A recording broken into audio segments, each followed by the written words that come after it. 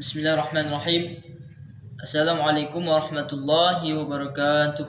Alhamdulillah rabbil alamin wa bihi nasta'inu ala umuri dunya waddin. Asyhadu an la ilaha illallah wa asyhadu anna Muhammadar Rasulullah.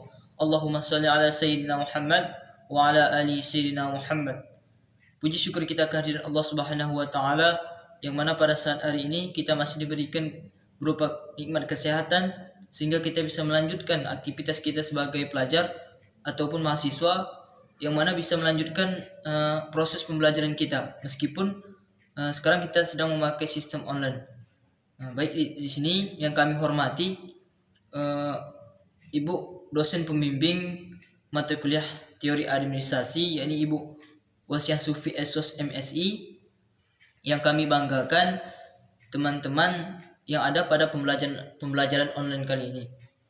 Baik, kami dari kelompok 2 ingin mempresentasikan makalah kami yang berjudul Teori Birokrasi. Baik, yang menjadi teori birokrasi yang pertama adalah konsep birokrasi. Sebagai referensi dari buku ini, De Gournay dalam Albrow 1989, salah seorang perintis studi birokrasi pada tahun 1764 di Prancis menemukan sebuah penyakit pemerintahan yang disebut Buromania. Untuk menyebutkan bentuk pemerintahan yang banyak dikeluhkan di mana para pejabat, juru tulis, sekretaris, para inspektur dan manajer diangkat bukan menguntungkan kepentingan umum, melainkan akan tetapi lebih mengutamakan kepentingan pribadi, kelompok atau golongan. Sejak itu istilah birokrasi mulai diperkenalkan dalam pemberadahan bahasa pada abad ke-18 sudah mulai populer. Istilah Beureu yang diserap dari konsep Yunani tentang pemerintahan yang diartikan meja tulis,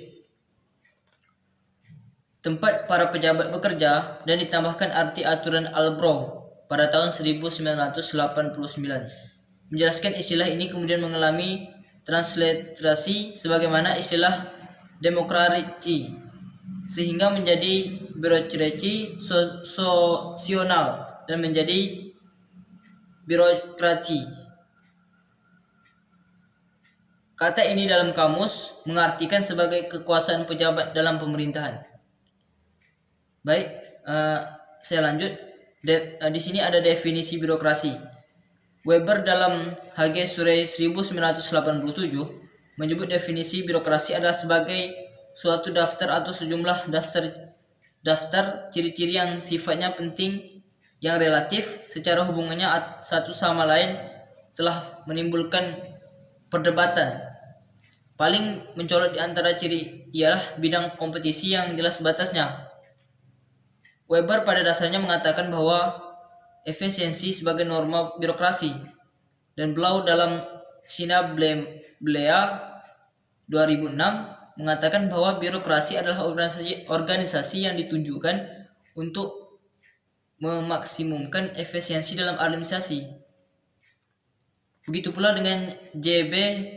Kristiadi mengatakan bahwa birokrasi adalah merupakan struktur organisasi di sektor pemerintahan yang memiliki ruang lingkup tugas-tugas sangat luas serta memerlukan organisasi besar dalam sumber daya manusia yang besar pada jumlahnya. Begitu pula dengan Priodi Atsmurdiarjo mengemukakan bahwa birokrasi mempunyai 3 arti, yaitu yang pertama, birokrasi sebagai suatu tipe organisasi. Sebagai suatu tipe organisasi tertentu, birokrasi cocok untuk melaksanakan dan menyelenggarakan suatu macam pekerjaan yang terkait pada peraturan yang bersifat rutin. Artinya, volume pekerjaan besar akan tetapi sejenis dan bersifat berulang-ulang, dan pekerjaan yang memerlukan keadilan merata dan stabil. Yang kedua, birokrasi sebagai sistem, yang artinya adalah suatu sistem kerja yang berdasar atas hubungan kerjasama atau jabatan secara langsung kepada persoalannya dan secara formal, serta jiwa tanpa pilih kasih atau tanpa pandang bulu. Yang ketiga, birokrasi sebagai jiwa kerja. Dalam hal ini merupakan jiwa kerja yang kaku, sebab cara bekerjanya seolah-olah seperti mesin. Ditambah lagi dengan disiplin kerja yang ketat dan sedikit pun tidak mau menyimpang dari apa yang diperintahkan atasan atau yang telah ditetapkan oleh peraturan.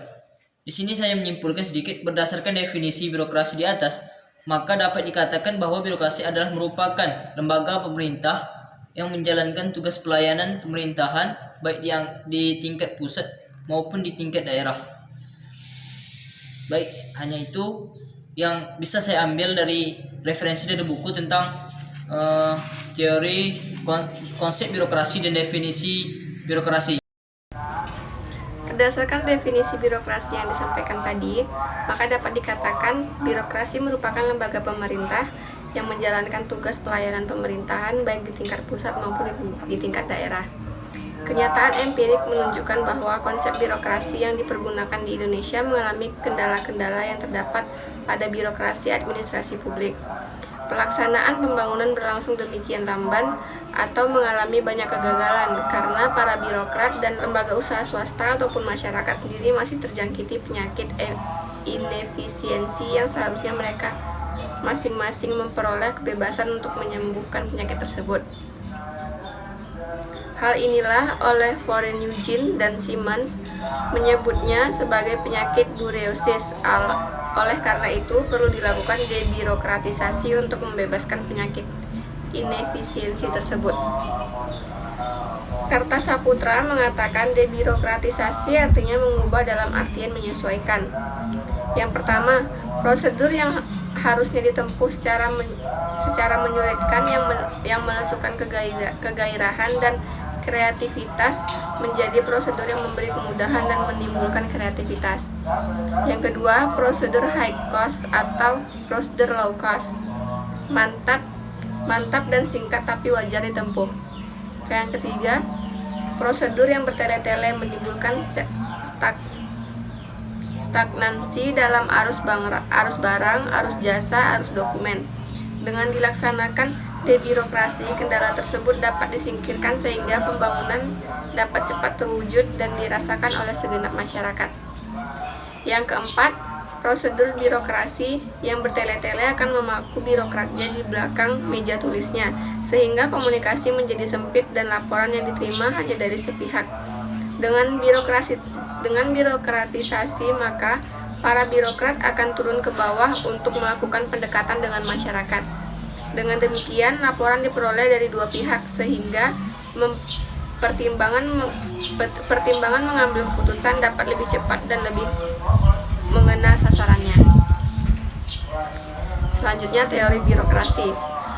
Pendekatan birokrasi dalam studi administrasi dipelopori oleh Max Weber.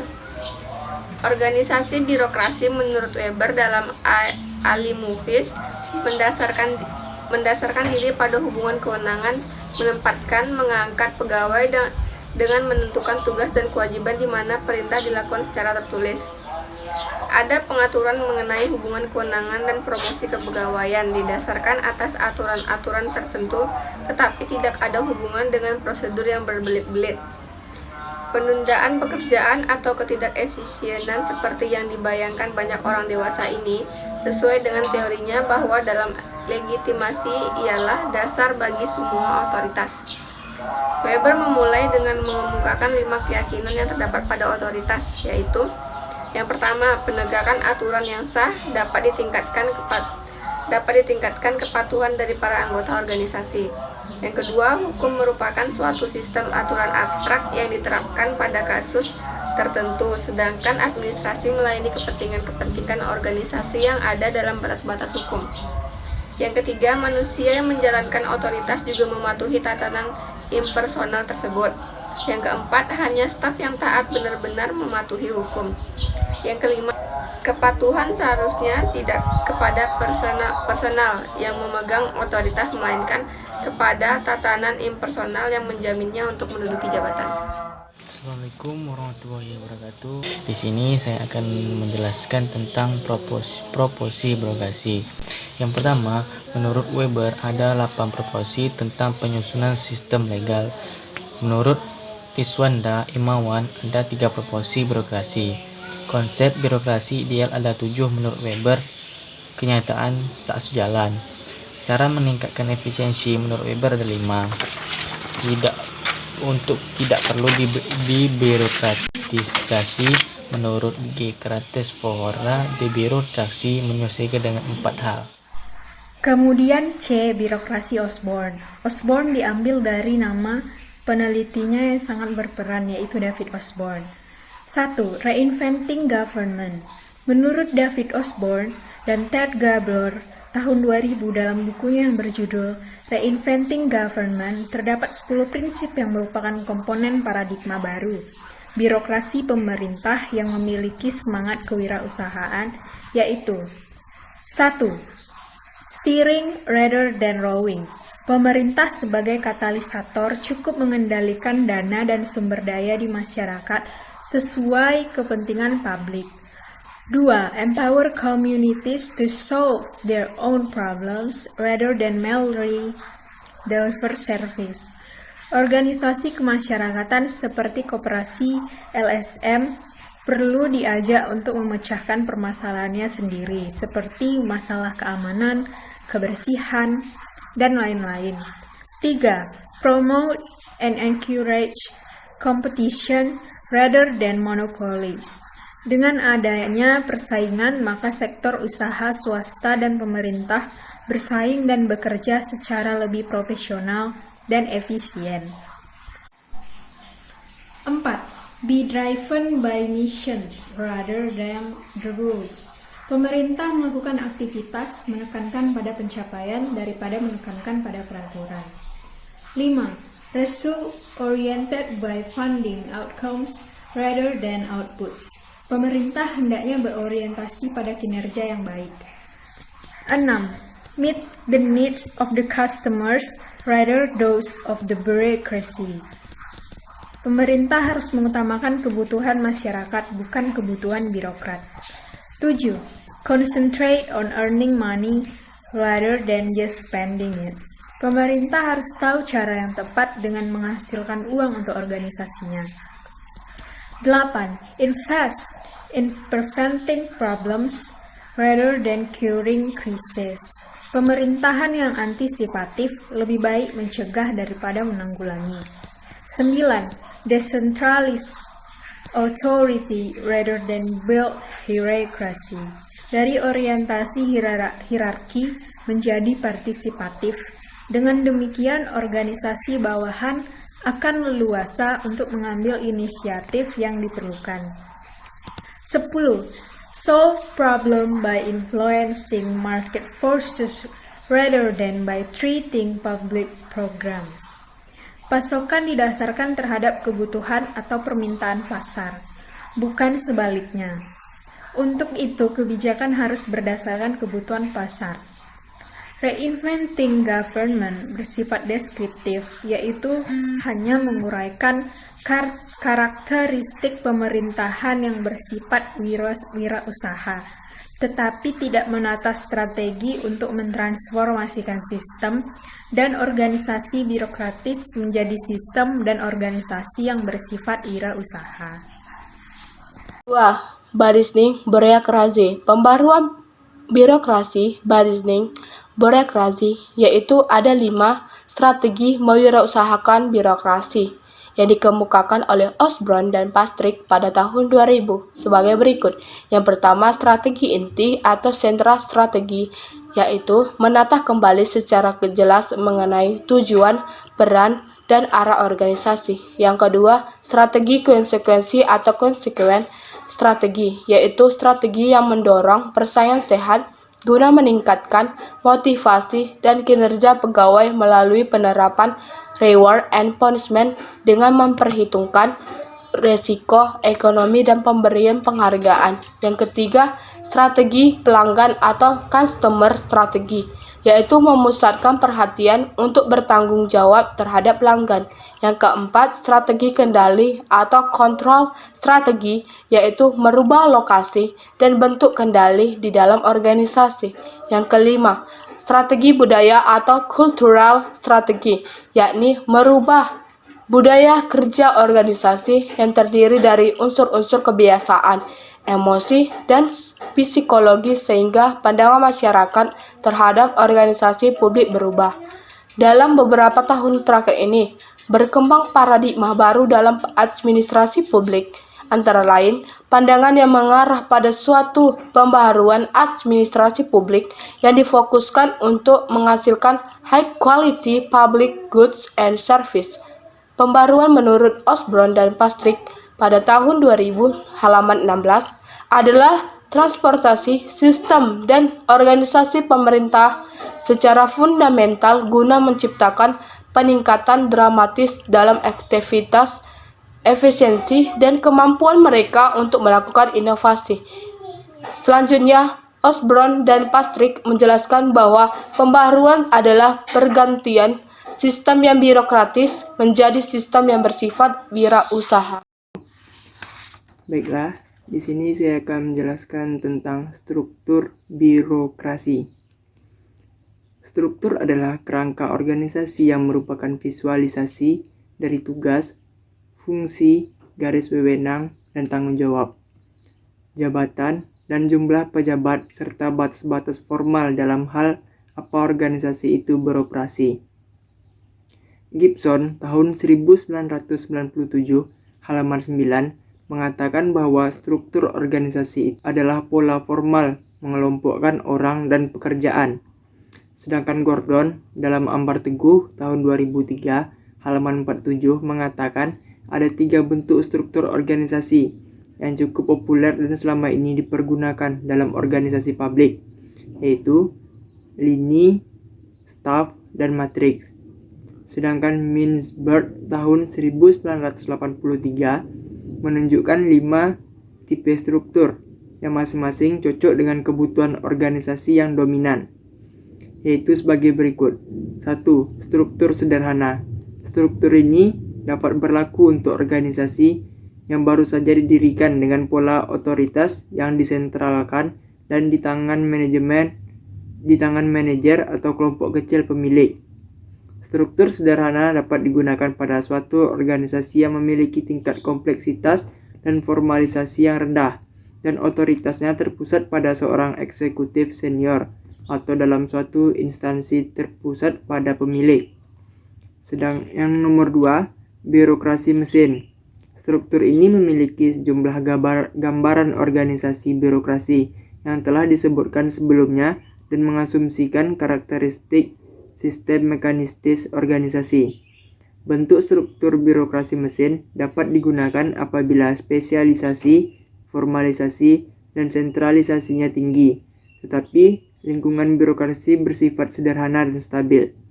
3. Birokrasi profesional. Struktur ini membiarkan kesempatan menggunakan keahlian profesional dalam kondisi otonomi dan diferensiasi status yang kaku. Tidak ada kecenderungan untuk memberi tekanan yang terlalu banyak pada praktik-praktik birokratis. Di dalam struktur profesional, seperti guru, dosen, dan dokter, diberi kekuasaan untuk menerapkan keterampilan dan keahliannya. Formalisasi tetap ada, tetapi tidak kaku, karena lebih diinternalisasikan oleh para anggota organisasinya. Yang keempat, adhokrasi adalah suatu bentuk struktur yang digunakan apabila diferensiasi horizontalnya tinggi, diferensiasi vertikalnya rendah, tingkat formalisasinya rendah, kebutuhan akan fleksibilitas dan responsivitas tinggi, serta pengambilan keputusan yang bersifat desentralistis. Dalam struktur ini, mempekerjakan pada orang profesional dengan tingkat keahlian yang tinggi. Struktur ini dapat berlaku untuk organisasi secara total atau suatu divisi di dalamnya. Yang kelima, misioner. Struktur misioner pada dasarnya mempertimbangkan betul-betul karena tidak cukupnya atau kurangnya gambaran mengenai organisasi formal. Misalnya divisi pekerjaan dan spesialisasi yang sangat tidak jelas. Struktur birokrasi tersebut di atas secara umum dapat disimpulkan bahwa pemilihan struktur birokrasi sebaiknya berorientasi pada kebutuhan birokrasi publik, yang yaitu berpedoman pada visi, misi, sasaran, tujuan, serta fungsi dan tugas yang dilaksanakan dalam konteks terciptanya birokrasi yang efektif dan efisien. Penempatan seseorang dalam struktur birokrasi harus didasarkan pada profesionalisme, bukan didasarkan pada pertimbangan lain. Hanya itu yang dapat kelompok kami sampaikan. Apabila ada kekurangan, mohon dimaafkan. Wabillahi taufiq walhidayah. Wassalamualaikum warahmatullahi wabarakatuh.